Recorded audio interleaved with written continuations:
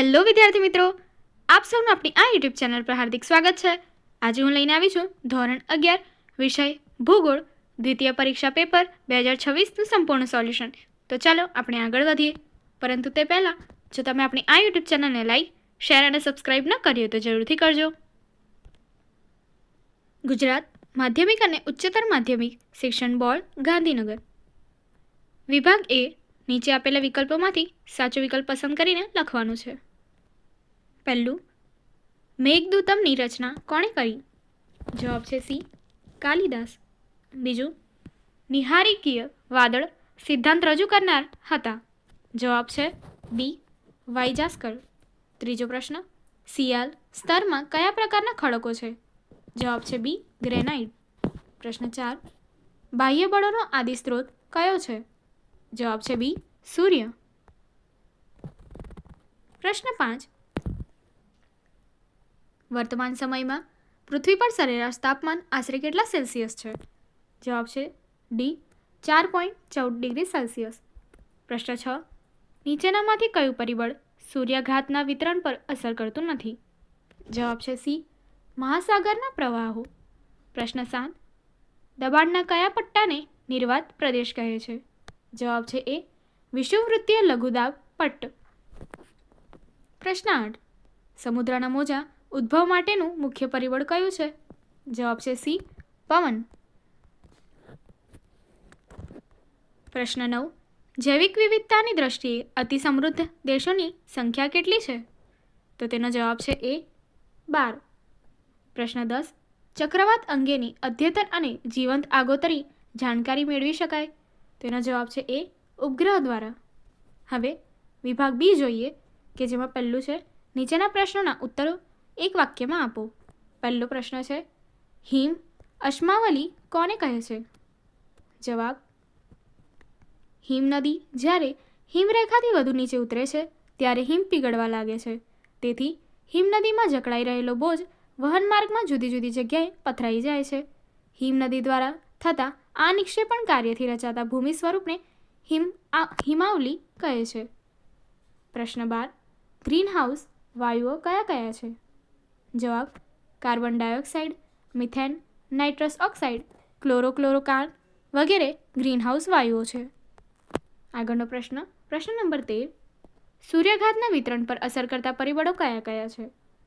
તો તેનો જવાબ છે, સૂર્યાઘાતના વિતરણ પર અસર કરતા પરિબળો આ પ્રમાણે છે.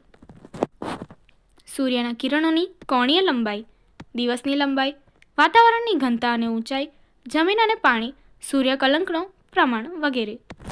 પ્રશ્ન નંબર 14, વિશ્વમાં સૌથી મોટી ઘોડા ભરતી ક્યાં આવે છે?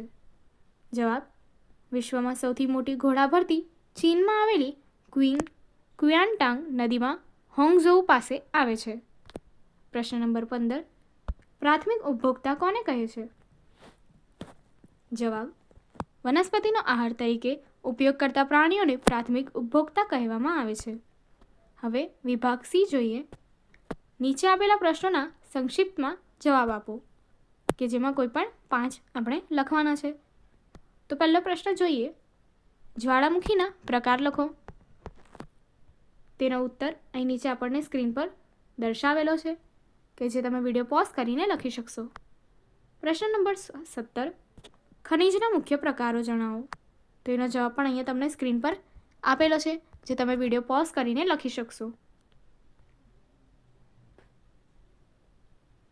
પ્રશ્ન નંબર 18, મુખ્ય ભૂમિ સ્વરૂપો કેટલા છે અને કયા કયા? તેનો જવાબ અહીં આપેલો છે. પહેલું, પ્રથમ શ્રેણીના ભૂમિ સ્વરૂપ, બીજું દ્વિતીય શ્રેણીના ભૂમિ સ્વરૂપ અને ત્રીજું તૃતીય શ્રેણીના ભૂમિ સ્વરૂપ. પ્રશ્ન 19, ઉષ્માવહન એટલે શું? તો એનો જવાબ તમને અહીંયા દર્શાવેલો છે. અને પ્રશ્ન 20, સૂર્યથી પૃથ્વીથી આશરે કેટલા કરોડ કિલોમીટર દૂર છે? તો અહીંયા તમને એનો જવાબ પણ આપેલો છે કે જેમાં તમે સ્ક્રીન પોઝ કરીને લખી શકશો. પ્રશ્ન નંબર 21, વાતાવરણનું દબાણ એટલે શું? પ્રશ્ન નંબર 22, ભેજની વિશેષતા લખો. અને પ્રશ્ન નંબર 23, જળચક્ર સમજાવો. ત્રણેય પ્રશ્નોના જવાબ તમને અહીં સ્ક્રીન પર દેખવામાં આવશે જે તમે સ્ક્રીન પોઝ કરીને લખી શકશો. હવે આગળનો પ્રશ્ન જોઈએ. વિભાગ ડી. નીચે આપેલ પ્રશ્નોના મુદ્દાસર જવાબ લખો કે જેમાં કોઈ પણ 5 પ્રશ્નો લખવાના છે. પહેલો પ્રશ્ન, ભૂગર્ભ કોર વિશે ટૂંકમાં નોંધ લખવાની છે જે તમને અહીંયા દર્શાવેલી છે, જે તમે સ્ક્રીનને પોઝ કરીને લખી શકશો. હવે આગળનો પ્રશ્ન નંબર 25 જોઈએ. જમીનના મુખ્ય પ્રકારો જણાવો. તો અહીંયા તમને જવાબ આપી દીધો છે.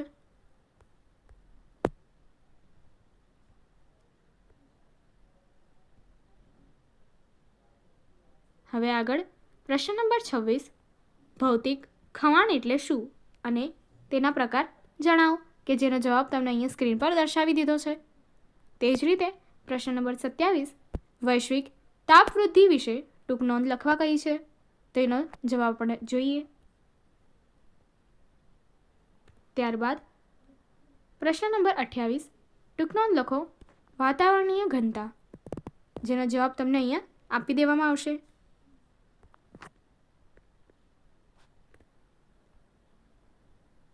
ત્યારબાદનો પ્રશ્ન છે પ્રશ્ન નંબર 29, વાયુ સમુચ્ચયના લક્ષણો આપી સમજાવો, જેનો જવાબ તમને અહીંયા આપી દીધો છે. ત્યારબાદ પ્રશ્ન નંબર 30, નીચે આપેલા ફકરાનો અભ્યાસ કરી પ્રશ્નોના જવાબ લખો. એટલે કે અહીંયા જે ફકરો આપેલો છે એના ઉપરથી આ પ્રશ્નો આપેલા છે જેના ઉત્તર આપણે અહીંયા જોવાના છે. પહેલો પ્રશ્ન, હિમવૃષ્ટિ ક્યાં થાય છે? જવાબ, ધ્રુવ પ્રદેશો અને ઊંચા પર્વતોમાં થાય છે. ત્યારબાદ બીજો પ્રશ્ન, કરાવૃષ્ટિ કેવી રીતે થાય છે? જવાબ, કરાવૃષ્ટિ ઠંડી હવાના સ્તરોમાં પાણીના ટીપા બરફના કણો બને ત્યારે થાય છે. ત્રીજો પ્રશ્ન, સ્લીટ વૃષ્ટિ ક્યાં જોવા મળે છે? તેનો જવાબ છે, સ્લીટ વૃષ્ટિ ઠંડી વિસ્તારો અને મધ્ય અક્ષાંશીય વિસ્તારોમાં જોવા મળે છે. આગળનો પ્રશ્ન, સમુદ્ર જળના તાપમાનને અસર કરતા પરિબળો જણાવી વિગતે ચર્ચા કરો. તો એનો જવાબ પણ અહીંયા તમને સ્ક્રીન પર આપી દેવામાં આવશે, જે તમે સ્ક્રીન પોઝ કરીને લખી શકશો. હવે વિભાગ ઈ. નીચે આપેલા પ્રશ્નોના ઉત્તર વિસ્તારપૂર્વક લખો. કોઈ પણ 2 લખવાના છે. પહેલો પ્રશ્ન, વાતાવરણના દબાણ પર અસર કરતા પરિબળો સવિસ્તાર સમજાવો કે જે તમને અહીંયા જવાબ આપેલો છે.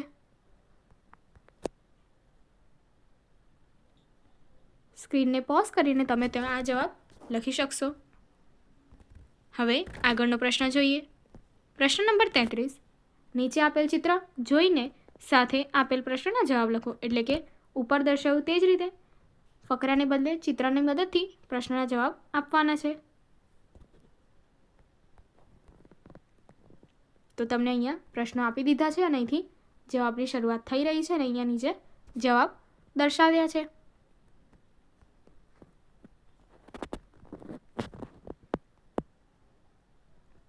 આગળનો પ્રશ્ન છે પ્રશ્ન 34, આહાર શૃંખલાને મુદ્દાસર સમજાવો. તો જેનો જવાબ અહીંયા નીચે તમને આપી દેવામાં આવશે.